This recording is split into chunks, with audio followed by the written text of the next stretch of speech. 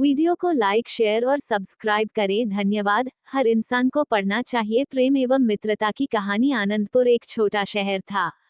वहाँ केवल एक सरकारी स्कूल था। सभी वर्ग, जाति एवं पंथ के बच्चे एक ही विद्यालय में पढ़ते थे। इसी विद्यालय की 10वीं कक्षा में विभा और रोहिणी भी पढ़ती थीं। दोनों अनन्य सखा थीं। हालांकि दोनों की आर्थिक स्थिति में जमीन आसमान का अंतर था। रोहिणी बड़े जमींदार की पुत्री थी। वहीं विभा के पिता नहीं थे और उसकी माता स्कूल में ही शिक्षिका थीं। आर्थिक स्थिति का अंतर कभी उनके जीवन में देखने को नहीं मिला। रोहिणी के घर वाले भी विभा को बहुत प्रेम करते, वहीं विभा के घर में भी रोहिणी को बहुत अपनापन मिलता। विभा का परिवार रोहिणी के परिवार से आर्थिक रूप से कमजोर था, परंतु प्रेम और अपनापन में कहीं कमी नहीं थी। रोहिणी की माता नहीं थी। विभा की माता से उसे बिल्कुल स्वमाता सा प्रेम मिलता था। रोहिणी और विभा दोनों को वे अपने हाथ से खाना खिलाती थी एवं पढ़ाती थीं। रोहिणी को कभी देर भी हो जाए विभा के घर तो कोई फिक्र की बात नहीं थी। रोहिणी के पिता भी समझते थे इस बात को। रोहिणी के पिता भी विभा के लिए कपड़े, मिठाइयाँ लाते थे। वहीं त्योहारों एवं जन्मदिन पर पैसे भी देते थे। दोनों सहेलियों में भी बहुत प्रेम, एकता एवं समानता थी। दोनों का प्रिय मिष्ठान भी खीर थी। दोनों सहेलियों का जीवन साथ में आनंदपूर्ण चल रहा था। रोहिणी के चाचा की लड़की दिव्या भी इन्हीं की सहपाठी थी। दिव्या इन दोनों को पसंद नहीं करती थी। वह मन ही मन इनका बुरा ही चाहती थी। इन सभी के 10वीं की परीक्षा आ रही थी। विभा की माता थोड़ी कड़ाई से दोनों बच्चियों को पढ़ा रही थीं। आवश्यकता पड़ने पर लड़कियों को उठ बैठ लगाने का दंड भी देती।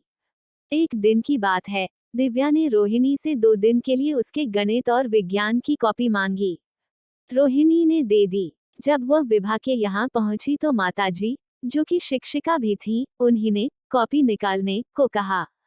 रोहिणी ने सारी बात बता दी। विभा की माता ने रोहिणी से कहा, परीक्षा के समय कोई किसी को कॉपी किताब देता है भला, वह भी उसे जो तुमसे ईर्ष्या करता हो। 2 दिन में मुझे कॉपी चाहिए। न मिले तो आकर यहाँ 100 बार उठ बैठ लगाना। 2 दिन बीत गए, परंतु रोहिणी की कॉपी वापस नहीं मिली।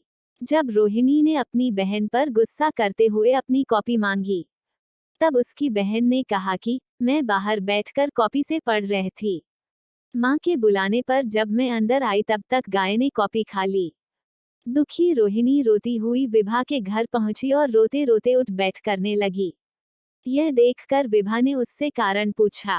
रोते रोते रोहिणी ने सारी बात बताई। विभा ने उससे कहा, रो मत, मेरी कॉपी है ना, हम दोनों उसी से बारी बारी पढ़ लेंगे। विभा की माँ अंदर से दोनों की बातें सुन रही थी। उन्हें अपनी बेटी की सोच पर गर्व हुआ। कुछ समय बाद विभा की माँ दोनों बच्चियों के लिए नाश्ता लेकर पहुंची। तब रोहिणी ने रोते हुए कहा, नहीं नहीं, मुझसे गलती हुई है। मैंने परीक्षा के समय अपनी कॉपी अपनी बहन को दे दी। वो कहती है मेरी कॉपी गाय ने खा ली। विभा की माता ने रोहिणी को गले से लगाकर चुप कराया। उन्होंने उससे कहा, बेटा, मैंने सब बात सुन ली है। अब जो हो गया सो हो गया। इससे सीख लो, आगे की तैयारी करो। बुरे समय में सही उपाय आवश्यक है। दोनों के पास समय कम है। दोनों को एक ही कॉपी से पढ़ना है। दोनों अपनी अपनी समय सूची बनाओ। ध्यान रहे दोनों के गणित एवं विज्ञान पढ़ने का समय अलग अलग हो। माँ के जाने के बाद विभा ने भी रोहिणी को धैर्य बंधाया। दोनों सखियों ने मिलकर माँ के कहे अनुसार समय सूची बनाई। साथ ही यह भी निश्चित किया कि जब हमारा खाली समय होगा तब हम खेलने के बजाय नोट्स लिखेंगे, ताकि परीक्षा के दिन हम दोनों पढ़ सकें। इसी तरह से दोनों तैयारी करने लगे। कुछ ही दिनों में गणित एवं विज्ञान की कॉपी भी बनकर तैयार हो गई। उनकी परीक्षा भी अच्छी हुई।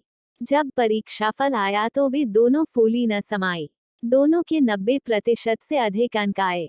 रोहिणी के पिता इतने प्रसन्न कि दोनों बेटियों को कपड़े खरीदने ले गए। विभा की माँ में दोनों की प्रिय खीर बनाई। मित्रता एवं एकता का कोई तोड़ नहीं है।